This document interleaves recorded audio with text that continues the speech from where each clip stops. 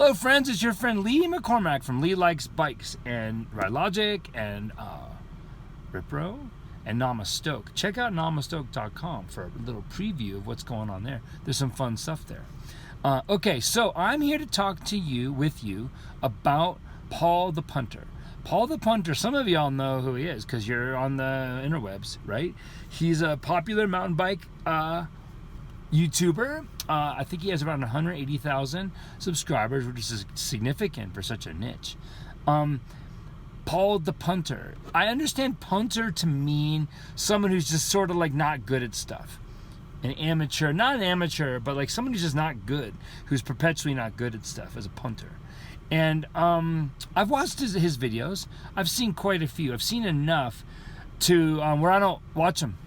I stopped watching his videos because his whole thing is basically like, I'm a punter, I'm not good. And what he was doing for the videos I saw was he would just put himself in these situations where he didn't belong. I'm a professional mountain bike skills coach who's worked with 10,000 riders of all levels and styles. So I think I can tell you that he's putting himself in situations he's not qualified to be in. And in so doing, he's suffering and dealing with fear and basically adding internal coherence to the notion that he's a punter, that he's not really very good. And of course, that sort of message, people love to see people suffer and be put in bad places because you know what? It resonates with them because that's how they live. I will not watch that. So it's a lot of him doing stuff he doesn't belong doing. It was a lot of him receiving instruction. It was horrible. And like most of it was bad. Like these people are not qualified instructors. They're racers. And let's be clear here, dude. A good racer and a good coach are almost entirely different people.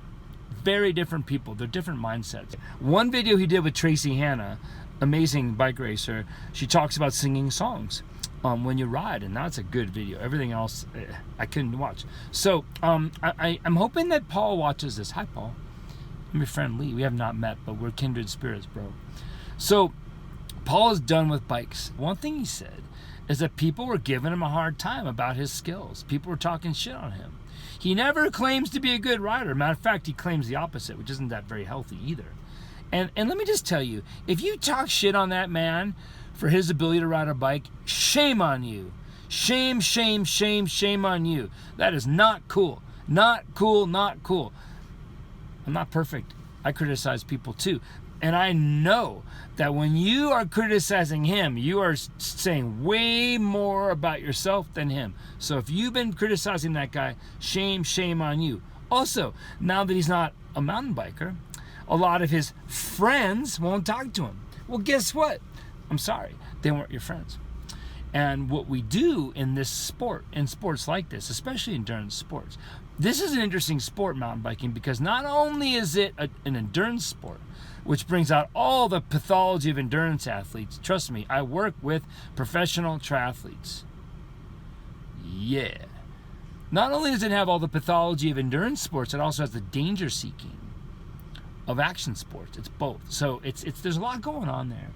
A lot of the people you're riding with, a lot of the people who you considered friends, Paul, were not your friends. What they were was fellow addicts. That's what that is. I've been part of the scene long enough to speak on this subject. And I'm only throwing stones. I'm not throwing stones at you, Paul. I have a stone right here. And I'll hand it to you, and we can talk about it. We have the same stone. I think am farther along the path than you are. I'm older than you are, and I've been in this a while, and I didn't leave it. I stayed in it long enough to learn the lessons I had to learn from biking. And I'm not talking about farther along the path of being a mountain biker necessarily. I'm talking about being farther along the path as a human being. So I'm offering this to you, Paul. If you ever want to talk, bro, I'm around, right? This is what I do for people, with people. We create these groups of fellow addicts. We're chasing dopamine. We're chasing, the worst of us are chasing adrenaline. Adrenaline is what you get when you survive a threat. It is a cheap, dangerous drug, man. Because you have notoriety, because you're famous, there are people who want to hang out with you just because you're famous. And once you're not like famous anymore, once that hanging out with you stops serving their egos, they're just as broken as you are. They're just coping in a different way. They cease wanting to hang out with you. The other thing he brings up is something I'm really getting after these days, is the toxic bro culture. And I'm going to say bro here, which is generally masculine, but I've seen it in women groups too, where like I've seen groups of women insulate themselves from the guys. I get that. Sometimes I advise it. But they create the same bullshit toxicity just as women. And so what it is there's this like a grandization of extreme shit. There's this idea that's very much supported by the bike companies and the bike media. They work together. I've been part of both. To just make us believe we're only valid if we're doing big rad shit and we're in a rad bike and we got a rad truck and all this crap. So there's a lot of toxic broness out there. A lot of like, go for it. Suffering's part of it. Getting hurt's part of the sport. That's bullshit. That is bullshit. And related, it purports to be supportive, but it's not. Come on, you got this. This culture of just go for it. Just try harder. Get a more expensive bike. Put more tokens in your fork. Whatever the hell. This culture of, yeah, you got this. Like he said it. Paul said it. No, you don't have it. He described being on a really technical ride in Sedona. Terrified. That's how I feel. Watching most of the videos on the internet, I can't. That's one reason I couldn't watch Paul. I'm not going to watch somebody ride poorly because I don't want to imprint that. I also do not want to watch somebody suffer. It does nothing for me to watch somebody suffer. If I want to plumb the depths of my soul, I can do it myself. I don't need to see other people suffer. So there's this toxic bro culture out there that has to stop. And I am taking it upon myself to be the anti-bro. The anti-bro, I asked my partner E, hey, what kind of bike does the anti-bro ride? She's all, any kind he wants. Damn right. What kind of clothes does the anti-bro wear? Whatever he feels like wearing. Sometimes I wear a tie-dye sweatsuit. Sometimes I wear little running shorts. I wear whatever I want that works for me and feels right. And in my world, we're the anti-bro. We, in our world, in our classes and our online school and the culture we're developing, we're creating a world of empowerment. We're creating a world of acceptance and true inclusivity. We will not ever pressure people to do things they can't do. And if you're a decent person, you're my friend. I don't care how fast you are. It doesn't matter. So we are creating a culture of good people. That's the Namastoke Joyride movement of mountain biking. Now, this is more personal to Paul. And I'm going to say this because I see in you what I've seen in myself. Paul admitted that he's too self-deprecating. He admitted that when people compliment him in various ways, he can't believe it. My mom and dad are brilliant people. Brilliant. I learned this from my dad in a big way, and my mom to a lesser extent. When you're that brilliant and you're that smart, the dummies are threatened by you.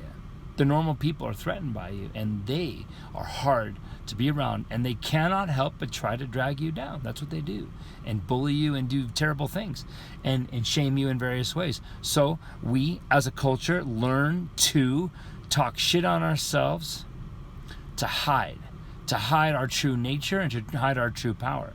And based on what I've seen of Paul and his success, he's probably, I'm going to say, definitely smarter than the average bear, more driven than the average bear, more self-aware than the average bear. And here is the downside of some people are gifted with like a bit of brilliance, but what comes with that is a deep sense of self-criticalness. And it shows up as a Dunning-Kruger syndrome, which is a very established thing in psychology. I see it every day in class. The people who show up and say they're good at something, they're not good at it. They're terrible at it. They just don't know because they're ignorant. The people who show up and they're like, I'm so-so, they're generally really good at it.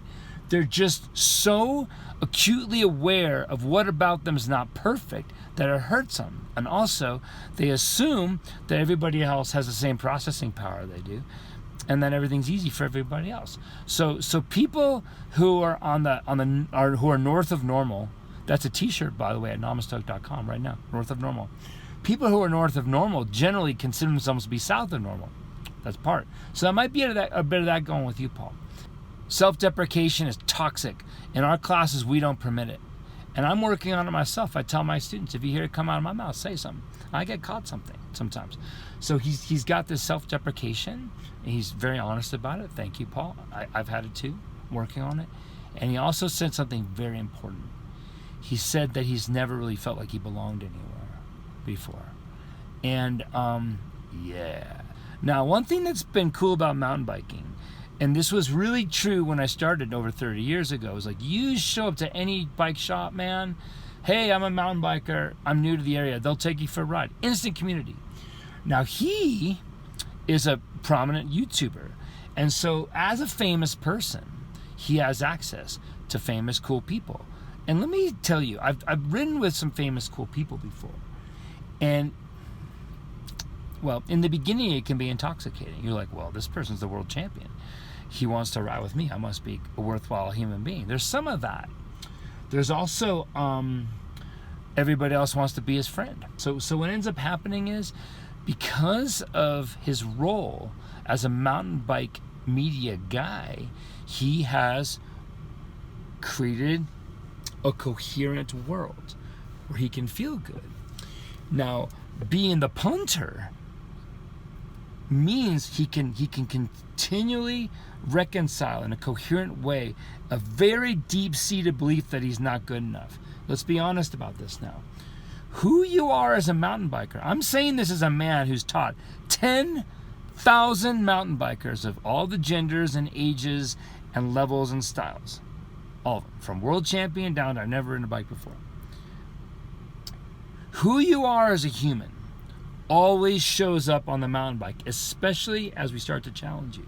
I've had clients, dudes are like this a lot. Guy will show up, this just happened recently, super gruff, military officer, in charge of the group, dominant, profane, gruff, rough dude, rough. I get him on his own, on the bike, the broken little boy comes out. And I encourage this, and then we deal with it, and he's a better person for the experience. In being Paul the punter, this is my belief, and I'm qualified because I've been here, is adding coherence and cycles to the idea that he's a smart guy, he's likable, he's got skill in certain areas, but he's not really an athlete. He's not really one of the badass mountain bikers. He's not really one of them. And in extension, you probably would go, if he's honest, I'm not really a badass human either. That becomes part of his addictive cycle. And it also, at the same time, this is so profound. And when I was running Lee Likes Bikes, the blog, it was very popular back then. I had a similar situation where I was like, well, I felt like a bit of an imposter as a cyclist. Even when I was at Worlds, I thought I was an imposter, which is silly. I earned my way there. But you get this validation from the community. You can be Lee Likes Bikes. You can be Paul the punter. But let me be clear. That character is a dysfunctional character. And it resonates with a lot of people. Hence the 180,000 freaking subscribers. I would have said years ago, yo bro, that was totally dysfunctional. That you got into mountain biking for that reason. And you did Paul the punter for that reason. I would have said it was dysfunctional.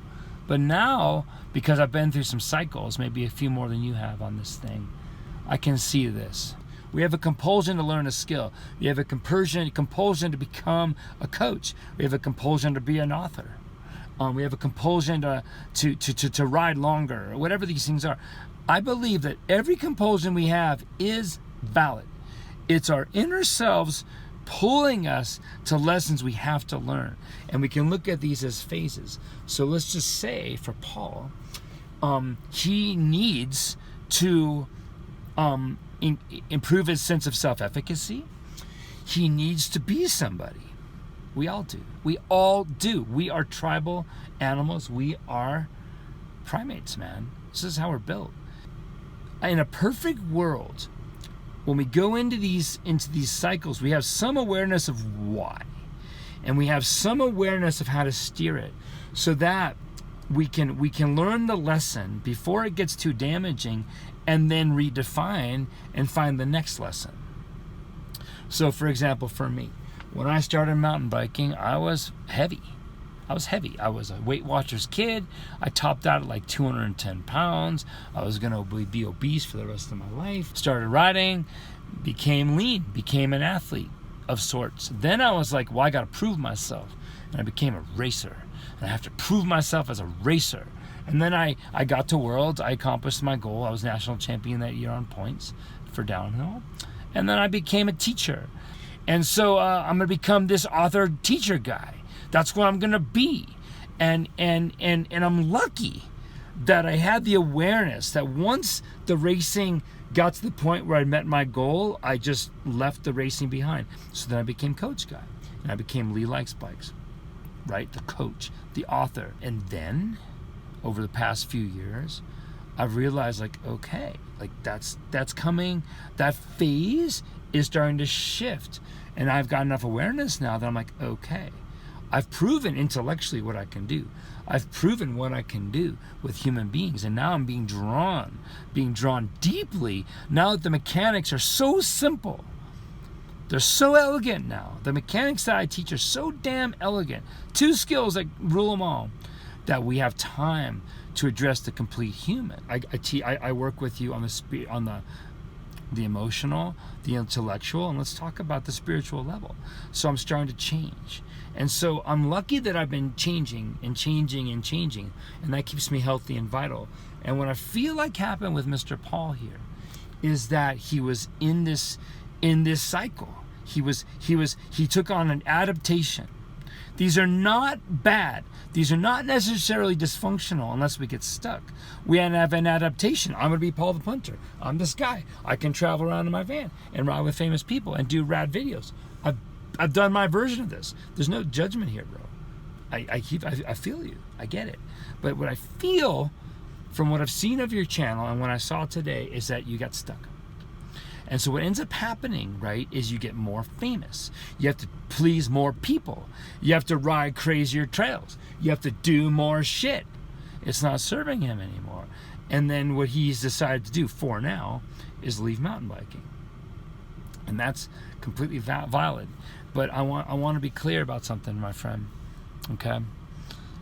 The proximal issue, the real proximal issue that you're really dealing with here is not mountain biking. I cannot tell you how many times I almost gave up mountain biking. Dude, I was racing. I woke up next to a creek. I'm taking my helmet off and there's water pouring out of it. Someone goes, are you a good swimmer? I go, yeah. Turns out I'd passed my 30-second man. I was about to win a downhill race, which was my thing back then.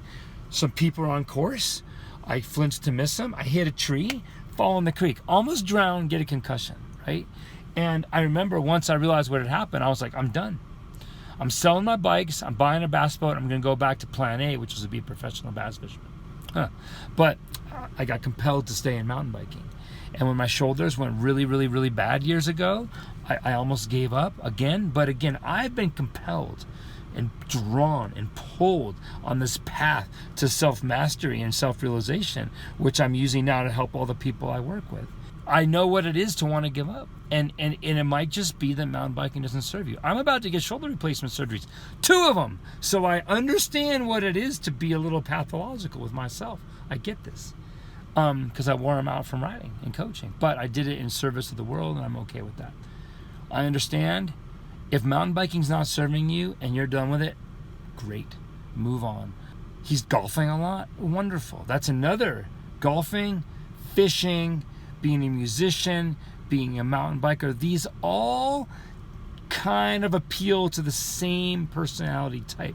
And I'm here to tell you, Paul, I'm here to tell all my friends out there, right, that whatever lesson is being presented to you, you can change the marriage. Don't ask me how I know this. You can change your job, you can change your sport, but if you don't address what's really going on down in there, the lesson's going to come back. And a universal principle is this: if you don't get it the first time, the second time's harder. If you don't get it the second time, the third time's harder, and it becomes logarithmically harder. So, Paul and my friends out there, mountain biking is a beautiful, beautiful, beautiful pursuit because it contains in it all the lessons we need. If we stay in it long enough, if we stay in it through the hardships, if we have some awareness of the phases that we're in, remember that the phases you're in your mountain biking are gonna mirror the phases you're in your life. They're gonna. And life is amorphous, and most of us can't even deal. But mountain biking is discreet, and it's fun, and it's something we volunteer for. The fact that we volunteer for it makes it easier to work with and more powerful.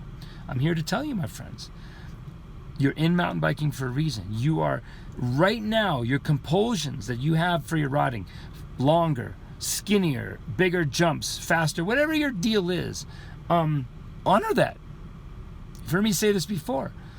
Have some sense of what the lesson is and learn that lesson and then shift. I'm not telling you to change sports necessarily, but for me, I keep changing my relationship with the sport and myself. I hope that helps. Paul, seriously, brother, I reached out to you years ago because I'd seen you getting really bad instruction, and I could see the pain you were going through and the suffering you were going through. I appreciate what you're doing out there. I appreciate that you're out there sharing your truth. If I can be of service to you, please let me do that. For the rest of my friends out there, right? We're all basically made the same, and we're basically on the same journey. The mountain bike is a great vehicle, for that journey. Walk into it with eyes wide open. If you feel yourself being part of a toxic bro culture, I encourage you to understand why you're there and get what you need out of it and move on. Like, I was a roadie, hardcore roadie in the beginning before I was a mountain biker. And I used to ride with some guys. They were assholes. I was like 20. I had the most expensive road bike I could afford. $700 Diamondback Master TG. I was proud of that thing. The other guys, out of this shop, they were all dentists and doctors. They had DeRosas, Colnagos. They would make fun of me and my buddy. We had the same Diamondback. They'd say, "Diamondback, get back." They were toxic bastards. These were adults. These guys my age talking shit on a 20-year-old who just wanted to become a cyclist and learn. And what I did with those guys is I rode with them, and I learned. And the day I won the final sprint out of the Back Bay in Newport Beach, it's the last time I rode with them. I moved on.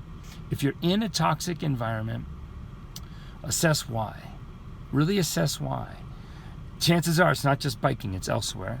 I see all the time, man, people in toxic relationships have toxic mountain bike relationships too, right? Toxic jobs, toxic relationship, toxic mountain biking. When mountain biking gets hard, when you're challenged, when you start to, like when you're in a phase, here's what happens. You're in a phase, right? And it ceases to work for you. Ideally, you can start to feel and see what the next phase is. And you can start to close out this phase and move on to the next one, like I did with my racing and my coaching. But if you're stuck here, you're gonna cycle and cycle. It's become less and less satisfying. The decision might be to not be a mountain biker anymore, and that's fine. So for Paul, maybe mountain biking, he's done with it. But maybe you're not done with mountain biking. Maybe you're not done with whatever it is you're doing. Maybe it's time to redefine it. And here's what I'm going to tell you, my friends. More and more my work is not technical bike skills. It's helping people live their best lives. This video that Paul put out really touched me, and I'm doing my best to get this out there. He's touching on real humanity and real human suffering. And if any of you guys are just stuck a little bit, I can help you out. If you want to learn how to corner better, I'll teach you how to do that. You want to learn to jump your bike, we can teach you how to do that. But more importantly, if you want some insight and some help from someone who, again, has been through some cycles here, I'm here to help. you can go to the site. We can do a Zoom talk, right, if that's what you want. By the way, too, this Saturday we're doing a joyride. It's my last ride before my shoulder surgeries, and we're going to be at Erie Single Track out here near Boulder, and we're going to ride from 2 p.m. to 5 p.m. Till about dark, and this is pure love. Anybody who wants to ride with us is invited. Bring your kids, bring your significant others. I don't care. Bring them. This is about love. This is about shared experience. This is the anti-bro love festival. And then afterward, if you like, we're going to go to a place called Wonderland Brewing, and we're going to have some beer or some cider or some diet soda or some iced tea or some water or whatever the heck is you drink, and some food. And we are going to celebrate the spirit. You know what? I'm going to freaking say it. We're going to celebrate the spirit of Namaste, which is this. I see you. I accept you. And I support you. That's it. And Paul, thank you for sharing that, brother. Brave shit. I hope you see this. I hope this is helpful in any way. I'm around. Kindred spirits, me and you. And for the rest of my friends out there, I hope this is valuable in some way.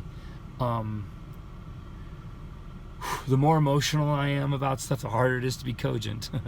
I wish you all Nama Stoke.